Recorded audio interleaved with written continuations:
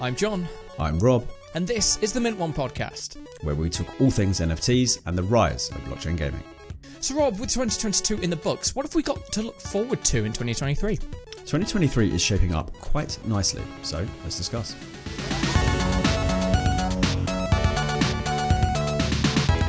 So Rob, with our 2022 recap episodes out of the way, it's time to look forward to the year ahead and all the fantastic projects, games and more that are going to come out in the next 12 months. Yes, so those Christmas episodes we did were good fun, but pretty depressing in places where we had to recap a difficult year. I think we tried to keep it positive, and there was a lot of positives to talk about, but it's hard to get away from, especially towards the end of the year, your FTX and your everything else that went downhill. Well, exactly. So it is difficult. So we want to start on a positive note, and it's really not that difficult. In fact, it's easier when talking about 2023 because it hasn't happened yet. So we aren't being torn down by stuff. I think realistically, if we're going to couch this conversation in realism to begin with, I think we're probably going to see the fallout of FTX for some time. I've been watching a lot of economists and market researchers who aren't loud about their opinions and don't speak in absolutes. So I generally trust their comments, and a lot of them are pretty reluctant to say we're going to see a bounce back any time soon. The earliest I've seen, a couple of people said that the first quarter we're still going to be recovering, then we might see the beginning of an uptick. But a lot of them were like, it could not be 2023 at all. However, as we talked about in the last episode, there are plenty of reasons other than price to be excited for the future of crypto. I actually want to start this with a point that somebody else made on a podcast. I can't remember. I think it was Laura Shin's Unchained podcast. I believe it was her podcast, and she had a market researcher or someone in that sort of role that spends a chain analysis type that looks at the macro picture. And he made a really interesting observation about the differences between 2018 and 2022's bear market. Okay. Because and he's right. I remember exactly what he's on about with 2018. He suggests that 2018 was worse than 2022. Okay. And price doesn't necessarily indicate that, because obviously we've gone from all-time highs and we've dropped a lot lower. But the reason he says that 2018 was worse is because people genuinely, wholeheartedly believe crypto and blockchain to be dead. Like, that was it. It nearly made it. It didn't make it. It's done. Like, there wasn't a ton of investment. There was no mainstream adoption, really. It tried, it failed. See you later. Yep. But this time, there's even in the bear market, there's been so much mainstream adoption, which we talked about in the last episode with the likes of Reddit and Starbucks and Gucci and all the luxury brands that have jumped in as well, that no one's really saying that. I mean, obviously, there's plenty of people saying it if you look in the right places, but the majority of the neutrals and the people in Web3 aren't worried about crypto being dead. And I remember in 2018, I remember thinking, blockchain's so useful to gaming. Surely it doesn't die. But I remember thinking, I'm pretty sure it is dead though. Like, I'm never getting any of this money back that I invested. Yep. I had written it off entirely. So, I mean, that's a positive in itself, that we've suffered the biggest dip we could have suffered almost without going to zero, like a massive, massive market correction. And yet we're actually in a better place outside of the financials than we really could have predicted. I mean, I don't know about you, but I didn't expect a lot of the things that happened last year. No, I think when we got to the end of 2021, we were talking about so many of these things coming up, and obviously a lot of it was price-based, and we got many of those predictions wrong. But something we did, I think, tangentially get correct is some of the mainstream brand adoption that we saw in 2022. Yeah. And, I mean, obviously I wasn't around for the last bear market, the 2018 one, I should say. And there's some people in the community that were, there's some that weren't. But there are people currently across NFT Twitter saying, oh my God, NFTs are dead, crypto's dead, and people have disappeared in their thousands from this industry that they think doesn't have a future. But The ones that remain, and if you log onto Twitter every single day, you'll see this. There's plenty of people still here that still believe in the tech, and the onboarding of the tech by big brands is a clear sign of that. And that's something that I believe is set to increase in 2023. I don't think that's a prediction that's really too out there, let's say. Yeah. But something I've been trying to think about is, who do I think is going to be next? I mean, we've seen Starbucks, we've seen Reddit, we've seen Nike with the crypto, not crypto kicks. What's the name of that shoe? RTFKT with their sneakers that they've just done. Yeah. So, and Prada that we've seen. So who's going to be next? I'm curious to see who the next big mover will be. If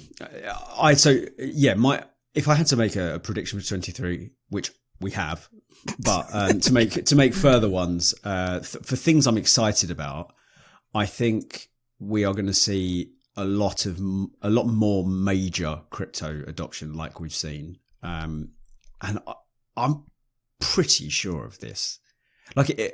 I'm happy for this to be clipped in a year's time, if I'm wrong, and to be blasted, because I'm pretty sure that there would have to be some very weird event to pull people away from the tech, particularly. So I think we're going to see lots of companies working in Web3 and using blockchain, and I think we're going to see it in ways we didn't expect too. I didn't really expect loyalty points. I didn't expect Starbucks loyalty scheme to be on chain, which is a cool use. It's kind of a surface use. It's not a particularly deep application of the tech, but it's an interesting one anyway. Now, I think you're going to see more luxury brands, because I think the pace has already been set there. I think now it's almost going to be like, oh, we don't want to be left behind because other brands are doing it. But I'd like to see the watch industry, obviously, being a watch guy as you are. I would like to see the watch industry start utilizing it to avoid fakes, because I think it solves one of the biggest problems in the watch industry, particularly luxury brands, is fakes. I mean, I'm in a million different groups and forums and like Reddits and stuff for watches, and every day I see, I'm not exaggerating this number at all, every single day I see 5 to 10 posts of people saying, hey, my granddad left me this Rolex, how do I know if it's real? Yeah. And people are like, okay, take the strap off, look for this number, take the case back off, we need to have a look at this. And even then they're like, well, there are good fakes that can do both those things. Mm-hmm. You need to take it to a Rolex specialist. Whereas if we've got the NFTs, problem solved. So I think that's only one example, but I would like to, in 2023, I would like to see the watch industry take it on. But I think the interesting use case is going to be outside luxury brands. And I'm not really sure how. I'd love to make a really profound prediction of which industry will be utilizing it the most. One I've noticed in the last 4 or 5 months is the car industry has been having like this weird sort of flirting with Web3. We've had BMW, we've had Toyota. There's lots of companies that look, but I'm not sure they know what they want to do with the tech yet. No. But I think it'll be outside luxury brands. I think we'll see some really interesting stuff happening in industries that perhaps haven't yet dived fully in. What do you think? Yeah, I mean, on the car front, we've seen Alpine, we've seen Kia, we've seen McLaren. To be fair, I could name any Formula One team. They all have some sort of a partnership with an exchange. Mercedes don't anymore because they did have FTX, but let's go past that. It seems every industries across the board are exploring NFTs, and whereas Starbucks' integration of blockchain tech is very rudimentary at the moment, I certainly think it's more them testing the waters, and then if it works, they can add more utility, they can add more use cases, etc. There were a lot of people expecting Starbucks to come out the gate and be like, hey, here's like a fully fledged NFT thing with all this utility and all of this and all of this. And like, that's a company that big isn't going to operate like that. It's like, hey, just here's your NFTs. They do nothing. But they might do something in future, which I think was the right way to go about it. But anyway, brands is interesting. I would imagine the Sandbox will just keep on onboarding brands like they have done this year because I mean, they're just a machine. Yeah, they just keep churning out partnerships, and that brings me on to a point. Actually, is the state of metaverses. There's so many upcoming metaverses, it seems. I'm not sure if I'd count Illuvium as a metaverse. I think it's more of a game. But you got things like Other Side. That, I mean, I don't know if that'll come out in 2023 or if that's designed to be further on than then. But from like a player's perspective, I mean, we've seen people talk about the number of players in the Sandbox and the number of players in Decentraland being particularly low. But it seems that these upcoming metaverses have more hype, more interest, more... I don't know, just more leverage in the community. If we see one of those come out this year, do you think we'll have our first kind of true Web3 metaverse where people actually spend their time? That's not to say that people don't spend the time in Sandbox, but it's not the same as the amount of people spending their time in Roblox, for example. That's what they're targeting, obviously. I think that's who they want to be, perhaps a more adult version of Roblox or Minecraft, which, you know, with their experiences and stuff, acting almost like servers. I mean, Sandbox player numbers are healthy. I really don't, not that I don't trust Sandbox, but I don't trust player numbers in Web3 because people use wallets as the metric, and UAWs just aren't a good metric, as we know. It's super weird that in an industry that's all about transparency, we don't have an accurate way of figuring out player numbers for games. No, but that's because of that, because it's pseudonymous, you can't know who owns all the wallets. You can kind of do those graphs, and there's a few websites that allow you to see, but I've got a wallet. I've got a Wax wallet that if you went through all my wallets, and it's very easy to find my wallets, I don't hide them, but I've got one wallet which has never interacted with the other two, so you wouldn't know it exists. But anyway, I mean, I brought this up in our end of year awards for games, which I've just started dubbing as the least democratic awards in Web3, because it is just me, Dave, and the Token Gamer team. We're just discussing the games we like, and what we think. There's enough awards where people vote. People have a voice. I'm doing the more PC gamer approach to where we just award stuff we like.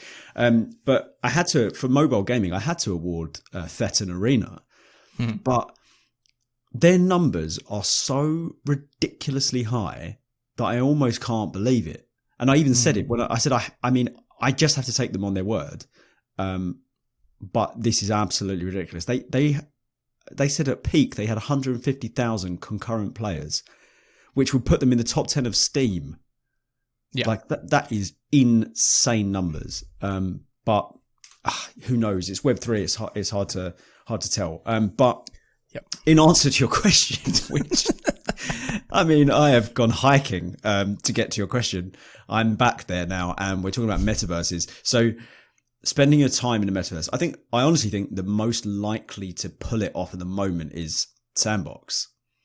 I think they are. As for the vision we have for a metaverse, maybe I'm alone in this, but tell me if you agree. But how I envision people spending their time in the metaverse is, you know, when you log on and you chat to your mates or on Discord or whatever, that you'll basically log on, but when you boot up your computer, you'll be logging into the metaverse. It will just immediately start loading, and you're wandering around there, and you see if your mates are online and you chat to them. I don't think we're near that. No. And I don't even know if that vision will ever really materialize in the way we think it will. It doesn't feel... I don't know. It doesn't feel like the extension of what we have now. It doesn't feel like we're evolving toward that. Do you know what I mean? Yeah, it's a tricky one. I think when some people think metaverse, they think... I think I've mentioned this on the podcast before about Sword Art Online, and I don't think you've seen it. I still don't think I've seen it. But I hadn't expected you to have watched it. Right. But basically, it's anime. These people basically lay in their beds and put this headset on, and then they're transported to this 3D world where they run around and they fight monsters and they go on quests and all that kind of thing. Yeah. And we're definitely no closer to that. I mean, if you think about when most people think of metaverse, they think of VR metaverses.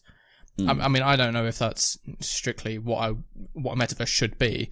Yeah. But I would consider some of the apps that are on, the Meta's store to be more like metaverses than things like Decentraland and the Sandbox. I mean, they might not have cryptocurrency in them, but they still have that same community fit. Things like VR Chat and what's the more recent one? Rec Room.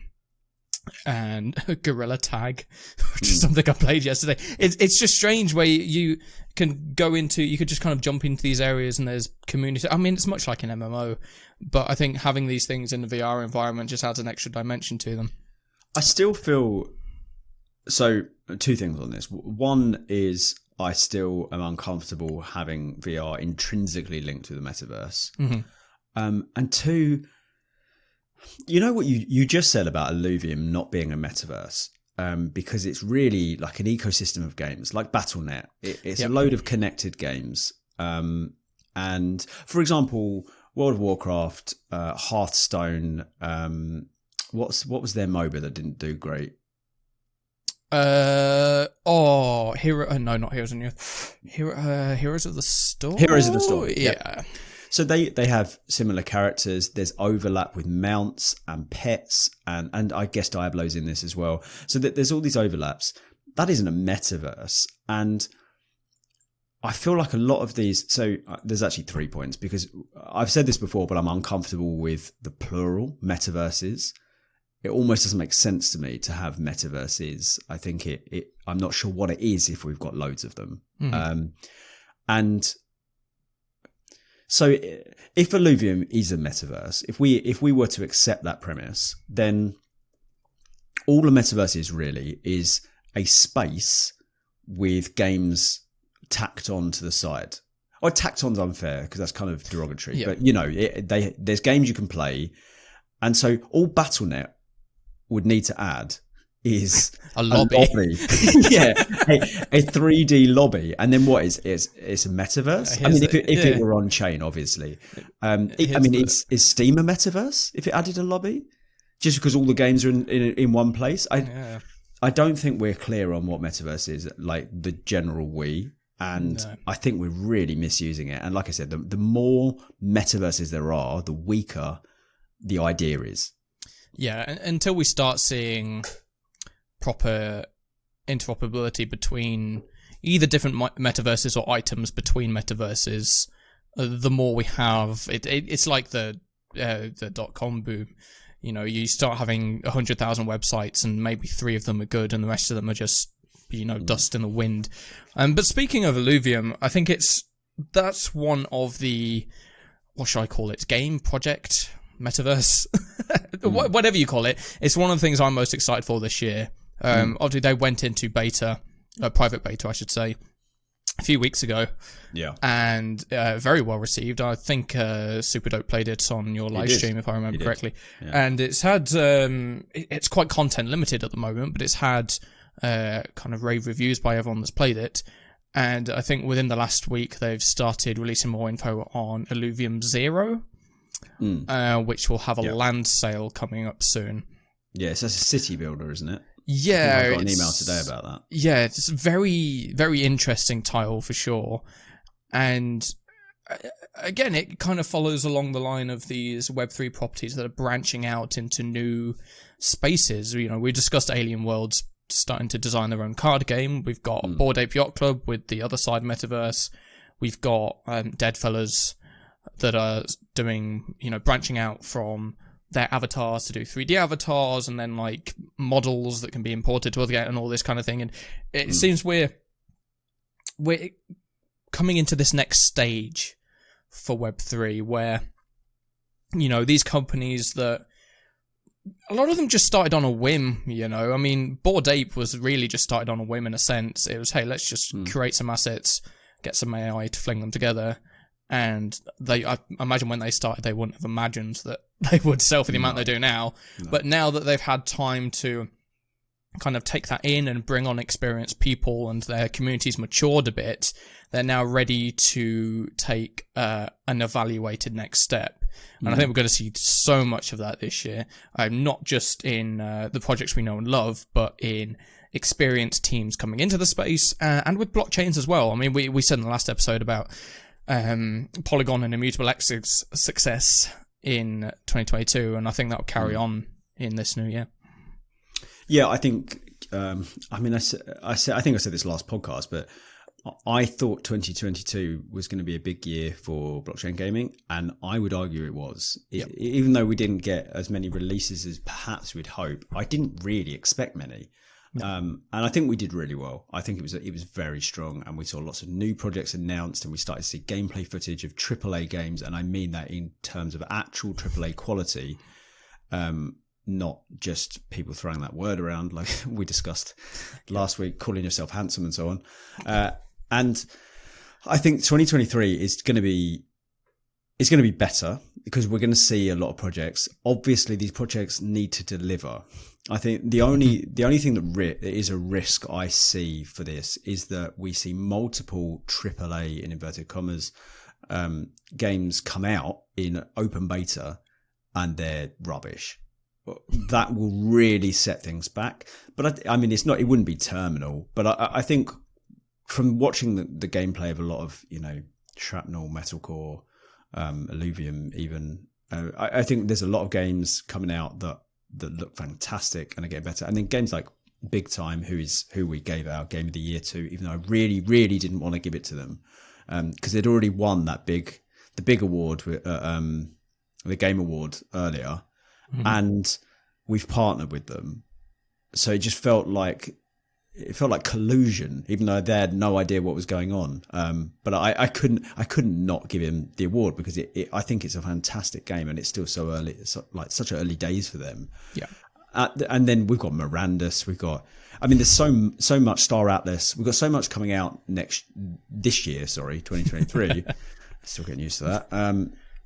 That I think it's going to be a very big year. I think, again, it's going to be one of the, when we look back in next December, I think it's going to be one of the things that we're like, yeah, that was one of the best parts of this year, is how far blockchain gaming has come along. I think it's going to soar. Yeah, I think with the talent we have in the space now, I hope, fingers crossed, that we're past things like, was it Pixelmon that came out with those just minging looking things last year? I love that. That was meme-tastic, the whole ordeal. Yeah, and then the original Azabala PFPs from the Bored and Dangerous project that, not going to lie, that were just right in the heart of the uncanny valley, where they were just uncomfortable to look at. I hope that we're past big projects doing that kind of thing now and making those kinds of mistakes. And I mean, as I said, as more talent and more people with experience come into the industry, we'll start seeing the industry mature, and people start to do things in more of a proper manner. That doesn't mean that we're going to lose the ideals of what Web3 is built on, but it does mean it kind of, we become more of a mature professional outfit, and a group of people actually know what they're doing, rather than everyone just running around like headless chickens with no real plan or, guidance for where they're going or what they're doing. So, and I think we're going to see that across the board, not just with Pixelmon and relative. Funnily enough, I was looking at Pixelmon on Twitter yesterday, and it doesn't look too bad now. That is not an endorsement. There you go. You've heard it here first. There's not an endorsement of Pixelmon, but it looks like they're turning things around, so I'm keeping an eye on it. I think it did. Just on that, you made me think of a positive for 2023. I think is kind of a positive on a negative, but I think we now have enough experience in catastrophe that dodgy companies with dodgy practices are going to be sniffed out far quicker. And the Twitter journalists, which we gave a shout out to, the sleuths out there who know how to go on block explorers and tear people to shreds. I think we're going to see more of that, and we need more of that. We need companies and people kept honest. Yeah. And now we've seen so many high-profile failures. I think we are going to be more vigilant. And obviously the downside is speculation will go down. But then I mean, this is a separate point in itself that I was going to bring up, but I'm kind of happy to see the death of wild speculation. I don't think it's valuable. I don't think it's useful. It obviously does create bubbles, and I think it was holding us back in a way because we weren't focusing on the right things. Whereas now, I think retail investment, and I think any real investment from VCs or even just the public, I think it will be based on utility rather than could this make me a millionaire just because it goes viral. Yeah. And I see that as 2023, one of its strengths will hopefully be we finally move on to utility as a metric for whether a project is worth investing in. Yep. And now we're far enough along that a lot of the utility can be realized rather than just getting these white papers where they're like, we're gonna send crypto to Mars, and you're like, okay, cool, I will invest. God, white papers. That's the one thing I hope we at some point can just get past is the idea of, hey, new project, here's our white paper, buy our NFTs now. It's like not we don't everything needs a white paper. Yeah, and it's not saying tokenomics all the time. It's weird. Yeah, and there's already examples of projects that have foregone having a Discord or a white paper entirely. I mean, Goblin Town. I mean, I know that NFTs are down on what they were. Is that the very strange burger people? Yes. That's all I know them as. Yeah, by Truth Labs. And yeah, they don't have a white paper. They don't have a Discord. They have a really weird website. And their floor price is still like 0.6 ETH, 0.7 ETH, which just, I mean, you don't need a white paper and you don't need to make false promises. And I think as more experienced people come in, we're going to see less of that. Satoshi made a white paper for Bitcoin because that makes sense. Bitcoin. Yeah. I mean, he invented crypto. Yeah, if you're going to do something groundbreaking or something really innovative that nobody else is doing, for sure, explain it to people. But if you're just another NFT project that's like, hey, if you hold our NFTs, you can earn a token. Yeah. You don't need a white paper. No, you do not. What was I going to mention? It's completely escaped my mind. No worries at all. I have a point on... Go for it. It might jog my memory. Okay. So I kind of want to stay on NFTs. So I have written an article for you, which I haven't even sent you yet, but it was the one you knew the title of. So for NFT Insider, I've written on NFTs because I don't really feel like it's Token Gamer's remit, but obviously I spend a lot of time in that area. And I think 2023 particularly is going to be the year of the NFT rebrand. I don't think, so this is what I said to you, I don't think NFTs aren't dead, they're just changing. And I really think that is how 2023 is going to go for NFTs. I think we're actually going to see a bit of I mean, this is just not financial advice, blah, blah, blah, blah. I mean, I don't know what I'm talking about, don't listen to me. But I think we'll see a bit of a rebound with NFTs as they change from being these just weird pieces of viral speculation into something different, like utility, into something more interesting.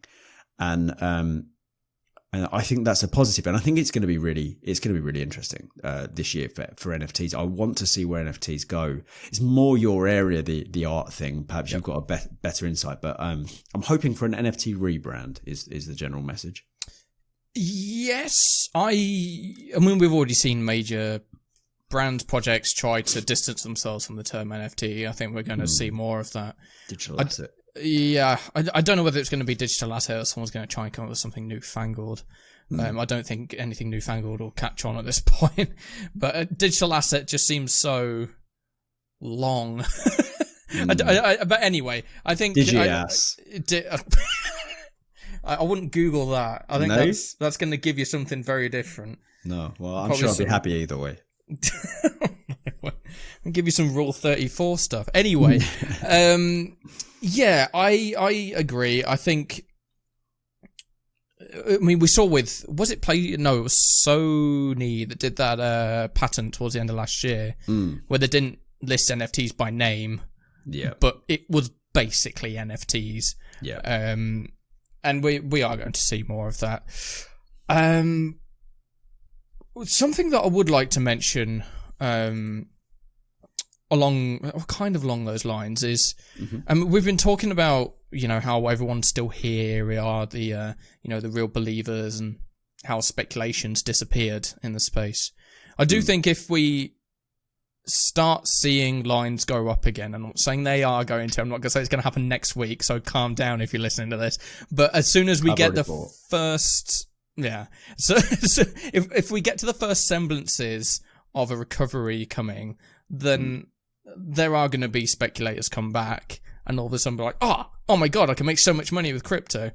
But I think there's enough of us in here now that are that have been around here enough that we outweigh the speculators, if that makes sense.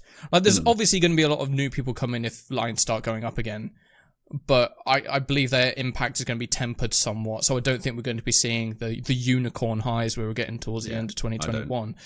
And just on the note of the community in general, something that we started seeing towards the end of 2022, and I think will continue throughout 2023, is this kind of renewed sense of vigor in the community. I mentioned in the predictions episode that we've been, it's that adage in Web3, learn in the bear, earn in the bull, and I think with everyone's attention going towards learning more and educating themselves, there's been this just kind of upswell of a better kind of general feeling in the community lately. It's not so negative, it's not so down, even though we are in the pits of a bear market. It's starting to become more hopeful, especially in the last, I'd say, 2 weeks. There's been a number of NFT collections that have gone up like 10% in value, 15% in value. I mean, when your NFT collection's worth 0.5, 0.6 wax, 0.6 ETH,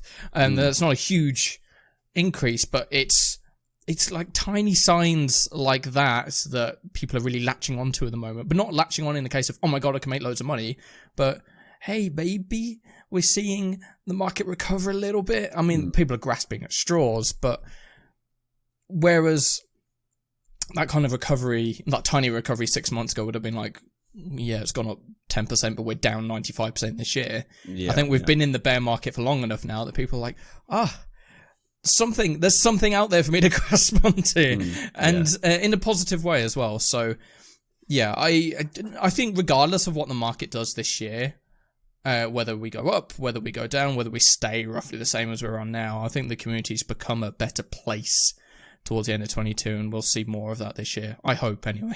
Yeah, well, I think we've wheedled out a lot of the deadwood, and a lot of the people that take but don't give to the industry. Yeah.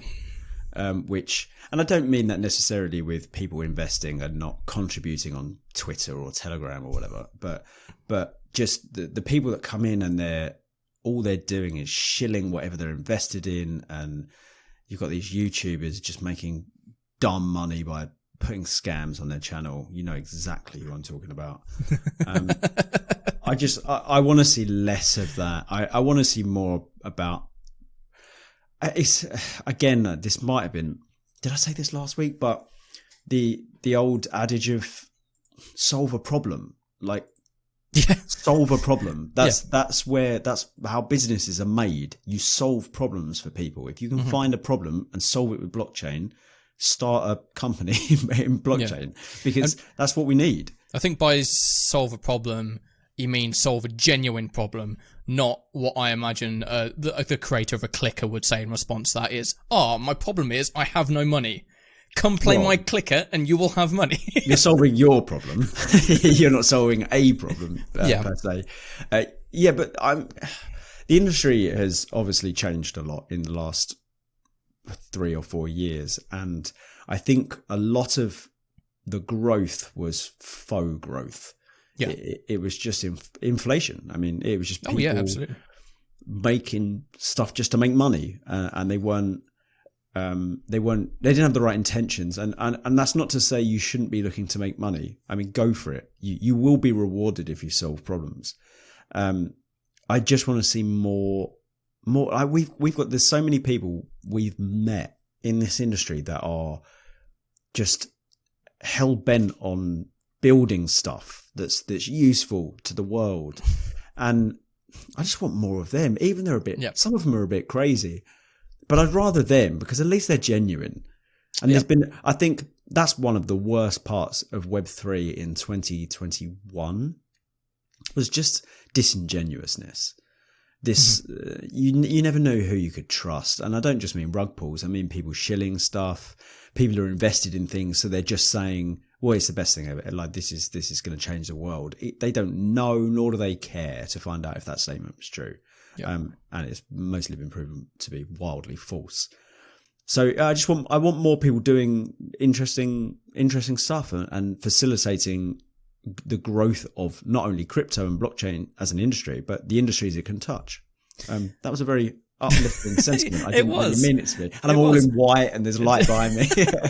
And I feel like because I'm all in dark and purple, I should probably bring the tone down. But no, I'll try and keep ideas. No. I'll try and keep it up. What I will say is just on that point of kind of knowing who you can trust in the space is a lot of the influencers in particular, or even people like you and me that have been in the space for a long time now, is you can just go and see what we've done in the past. And, you know, you can look at people's track records and you can look at their wallets and what they're holding and all this kind of thing. I hate to bring up BitBoy for the second podcast in a row, but like you said, after every tweet he posts, there's always two replies. There's one which is the video of him shilling FTX, and the other one which is his price list for like ads, which he's fully entitled to, you know, have advertising and things. You know, he's a business, he's got to make money, he has employees, all that kind of thing. But, you know, people will pick up on these kinds of things if you back the wrong horse, so to speak. And as I've said before on the pod, I think protecting your reputation or in Web3 is more important than anywhere else, just because of how transparent the industry is. I want to take a kind of a bit of a left turn on something I'm looking forward to seeing more of in 2023.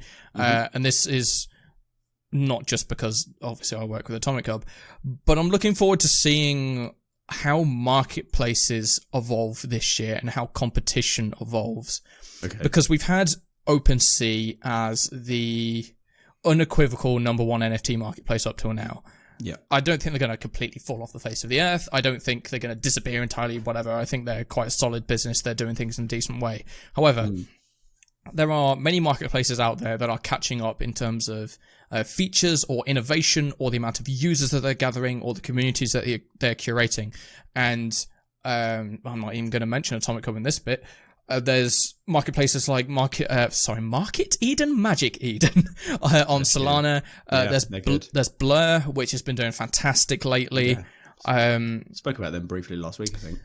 Oh, Blur's fantastic. I know that I think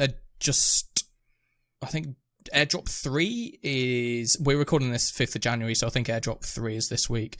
But I'm really interested in seeing how Blur develops. I do not use OpenSea at all anymore. Well, actually, tell a lie. I use OpenSea to see what's in my wallet. Yes. But for all of my trading, for all of my checking floor prices, all of that, I just go to Blur because it's such a... nicer experience if you know what collections you're looking at and what you want to follow. Yeah. And same with Magic Eden. I know they've just had an issue with unverified NFTs being sold, so they've rolled back their pro trade feature that they had out. Right. But if they reinstate that, then if you want to buy Solana NFTs, and I don't know what Solana NFTs you'd buy now that Utes and the gods are about to leave, but it has a great marketplace experience. Or if you want to buy some Bonk. Have you heard about the rise of Bonk? I have seen Bonk has been trending on Twitter for days on my Twitter. I haven't looked it up yet. Enlighten me. There's not really a lot to enlighten you on. It's a cryptocurrency on Solana. That's pretty much all there is to say. It's not a great start currently. No. But for some, it's like Shiba Inu or Dogecoin. It's wonderful. Look, there's another dog coin. Go buy it. And is it that Bonk horny dog meme? The dog with the bat. Yeah. But yeah.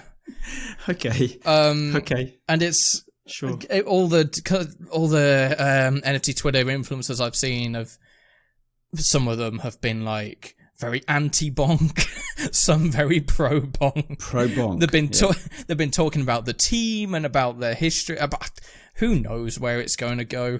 To me, it's like any other. Year too late. Yeah, Over a I year. thought we'd gotten over cryptocurrencies that just rise and fall for no reason, but Maybe not. yeah, maybe not. Well, I mean, this is one thing I thought yesterday is people are like, oh, everyone's just losing money in crypto. Solana was up 20% in 26 hours or something yesterday, according to my app. Yeah, there is money to be made if you know how to do it. I mean, yeah.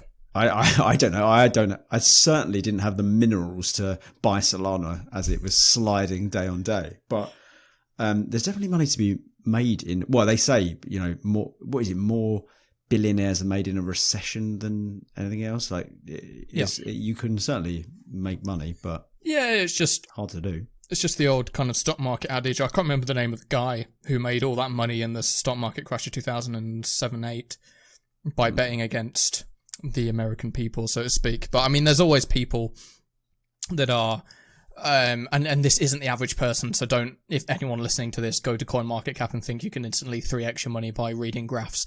It takes, for people in stocks, people like Warren Buffett, you're going to get it wrong just as much as you're going to get it right. He doesn't even do short-term plays. No, he doesn't. Either. He's like, hey, I'm going to hold this stock for 15 years. Yeah. And if I hold it for 15 years, it's probably going to go up. But yeah, I mean, if you look at the top, I'm just looking at the top cryptocurrencies on CoinMarketCap now.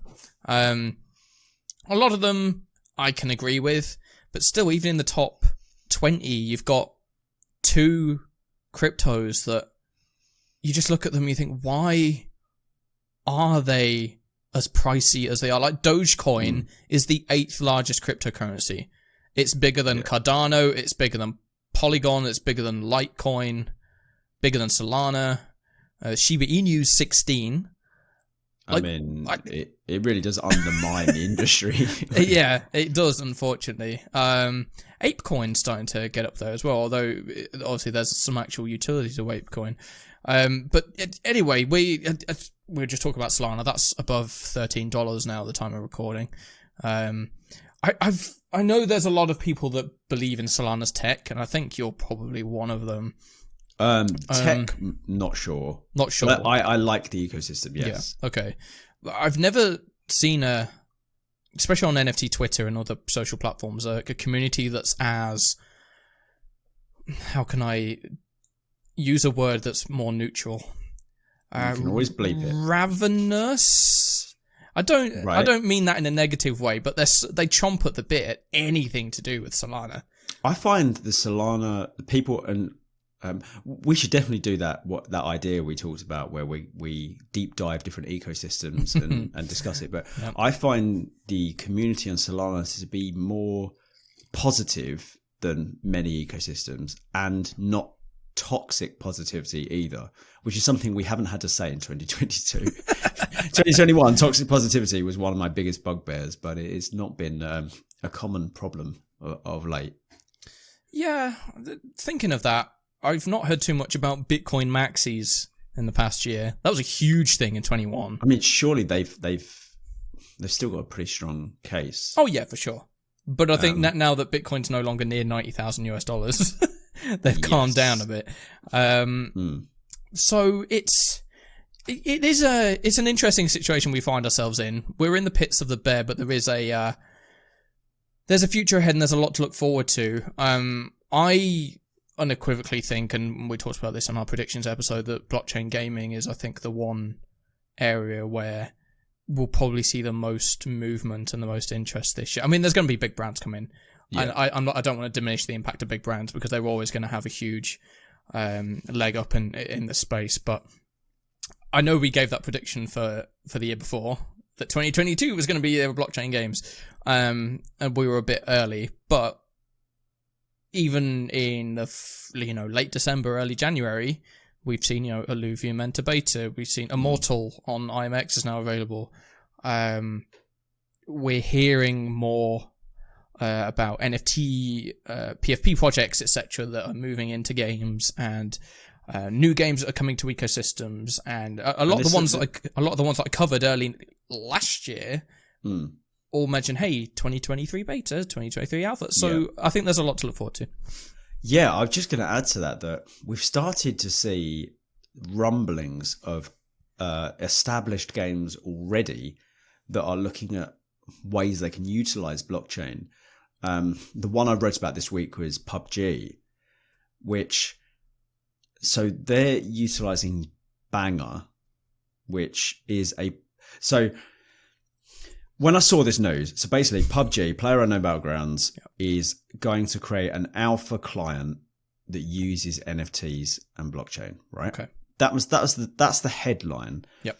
But there was the more I researched it, there was a lot of question marks. Firstly, it wouldn't be that surprising because the company that owns PUBG Studios, that used to be Bluehole Studios, is Krafton, who have been openly interested in blockchain and have made investments in the space. And blockchain gaming is in their strategy. So we kind of knew that was coming. Yep. But firstly, I'd never heard of Banger.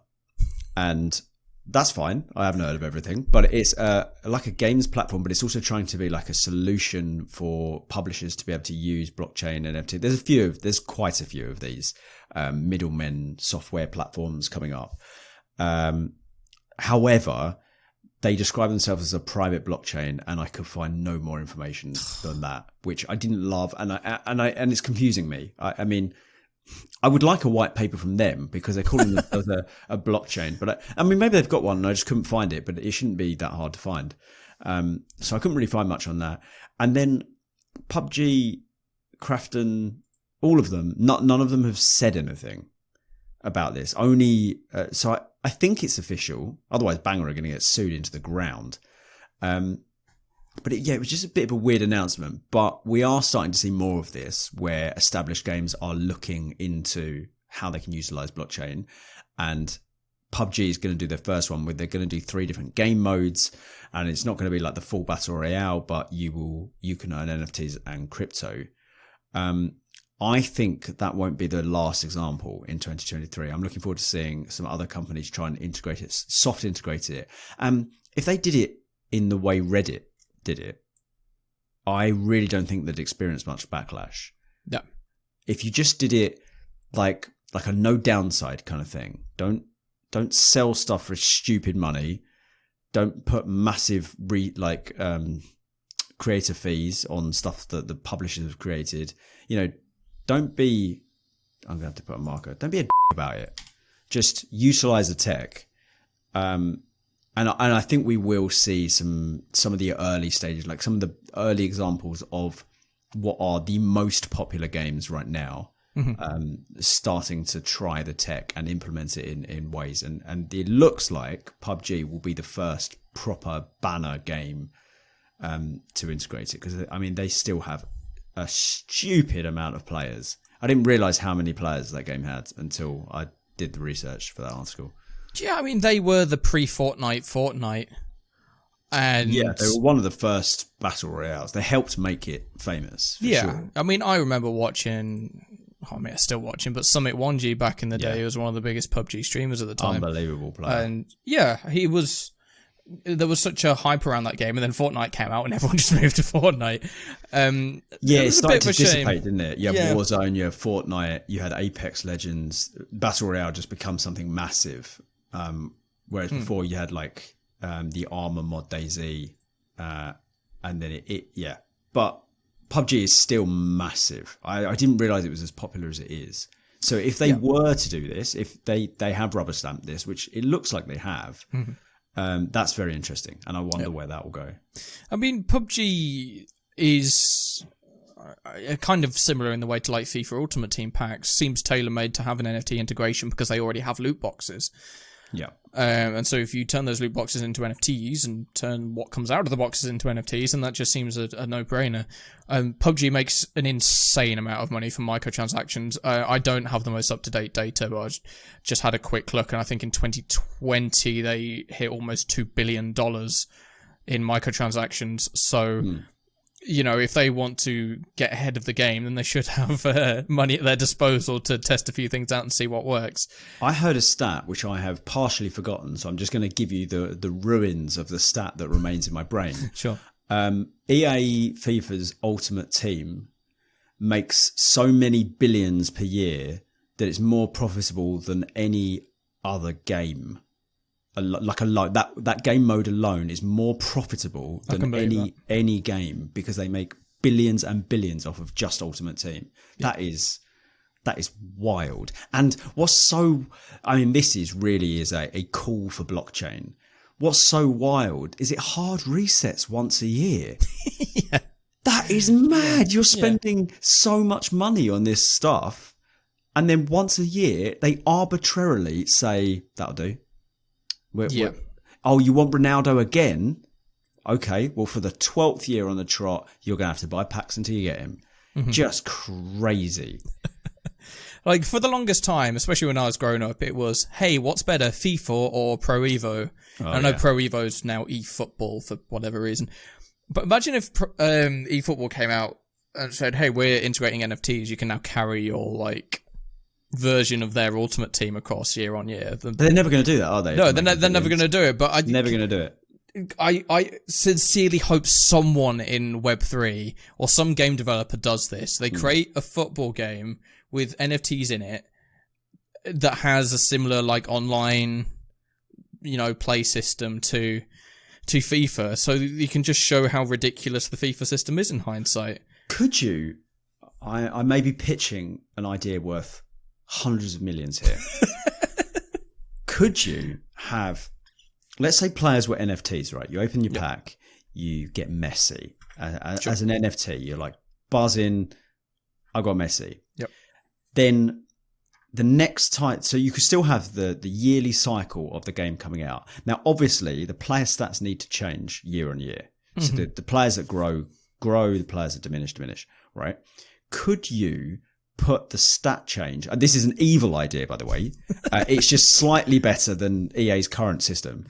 Could you put a stat update behind a paywall? Probably. You buy the NFT stats are dynamic, but you have to pay to unlock the latest stats on that. I'm sure someone could figure that out, yeah. Because you could have oh my God, he's got 2008 Samuel Eto'o. We're never going to win this game.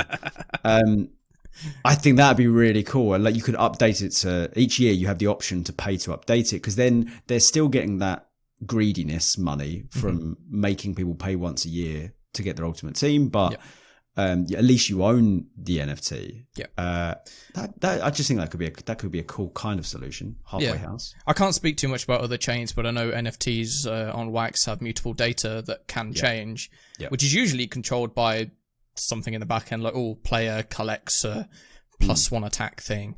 But you could start saying, hey, I'll upgrade your stats to this if you pay me X amount of crypto or money or whatever it is. It feels horrible. But I'm sure if you've got a game that's popular enough and competitive enough, people would start to do it. That's a modern Web3. I've just invented the most evil thing in gaming. I've reinvented Web3 microtransactions. You have. Yeah, cut this. I'm sure someone will end up doing it. Something that has just popped into my mind, and before we wrap up this episode, is, as I said about half an hour ago, it's currently January the 5th, and it is the first day of CES. CES 2023. Sony has had their big keynote. I haven't read of too much else that's gone on yet. But I'll be interested to see over the next few days if there are any either announcements or rumblings coming from CES of brands exploring blockchain tech, integrating blockchain tech, doing the whole Sony thing of saying they're creating an NFT system but not calling it NFTs, for example. It'll be interesting to see what comes out of that, and I'll be keeping a close eye on it, and I'm sure if anything juicy does come up, we can dissect it on next week's pod. I've already seen on LinkedIn that there's a bit of a Web3 presence. Interesting. I haven't seen any announcements yet, although, did I? No, I don't think so. But there's definitely people there. I think there's talks, metaverse / Web3 talks. Who knows? Which is, it's cool to see. And funnily enough, a lot of conferences, both last year and I think moving forward this year, have started having Web3 or blockchain elements to them. I've seen various Comic-Cons around the world have started to have these kind of how Web3 can integrate into comics and all this kind of thing. So it's interesting to see, and we have a lot of big conferences coming up in the first half of this year. We've got GDC, which I can't talk about too much, but I know there's going to be a significant blockchain gaming presence there. Of course, we've got CES this week, and we'll see what comes out of that, and plenty more. It'll be interesting to see what Tokyo Game Show and Gamescom Asia and all of those events are like this year as well. So yeah, definitely. I'm hopefully at some of those. I'd like to be at some of those. Yeah, I imagine I will be. Yeah, we might be able to do another live episode of the pod. Take two. Yeah, I wonder if we can get our same spot on the roof again. Yeah, maybe somewhere better. Like people dragging metal chairs across. And just that group of people stood opposite that courtyard that was staring at us for about half an hour. That was wonderful. I'm not experienced enough as a podcaster to just have an audience. But in any case, I don't think I have too much more to add. I think looking forward to, the biggest things I'm looking forward to this year are obviously blockchain games. Probably second to that is who of the big brands will come into the space this year. And third is probably I don't want to say the market, but either way, I'm curious to see what happens to the market this year and how the community responds to that. Yeah. What about you? Okay, my top three would be blockchain gaming, which is unsurprising. 2 would be the rise of utility. I think that will become the focal point now rather than wild speculation. And 3 will be, I think there'll be onboarding of major brands in industries we haven't really seen yet. I think we'll be onboarding industries in interesting ways, and it'll probably be Polygon that does it. Knowing them, they'll probably bring on some, I don't know, tractor, John Deere, in some way, again, NFT tractor. I think we'll see some interesting innovation with onboarding brands. So that would be my top 3, and the world will prove me wrong. No, let's see. We've got a long and exciting year ahead. Well, there we go. Episode 52 of the Mint One Pod. Let's breeze through the outro. Rob, where can we find you? TokenGamer.io, at TokenGamer News on Twitter, Twitch, YouTube, everywhere. You'll find us if you want to find us. Daily blockchain gaming content, and that's your lot. That's all you're getting. John, where can people find you? NFTinsider.io for the latest NFT news, at NFTinsider_IO on Twitter and Instagram, and for me personally, at Hydropowered, HYDROPWRD on everything. Twitter's the best one. Send me a GM, I'll always send one back, and that is it from me. Oh, no, you never do. Don't do GM. So, you don't. Okay. All right. I feel weird doing it. Like an old guy walking into a pub and going like, "Yo," you're like, "What's he doing?" Like, that just doesn't seem. I don't feel comfortable doing it, so I won't be. I think Web3 is generally more friendly than an old English pub. Yes, that's a very low bar. It is a very low bar. Very, very low I can't think of a more socially unfriendly situation than an old-fashioned pub that's walking into a little country pub and everyone turns to look at you. Unreal. There is a really frosty reception in almost anywhere in the UK. I don't know many places you could just walk into a little local and not be stared at. No. Well, hey, you'll always be welcome in a Wetherspoon, so seek one of those out. No. It's not the best pub chain, but I appreciate being welcomed. Okay, let's get back on topic and to the outro. Thank you everybody for watching episode 52 of the Mint One Podcast. Follow us on Twitter at Mint One Pod, and if you're watching on YouTube, like, subscribe, tell us what you want to see from us, tell us what you're looking forward to most in 2023 in Web3, and if you're on Spotify or Apple, a 5-star podcast review would be fantastic. Thank you very much for watching, everybody, and we will see you again next week.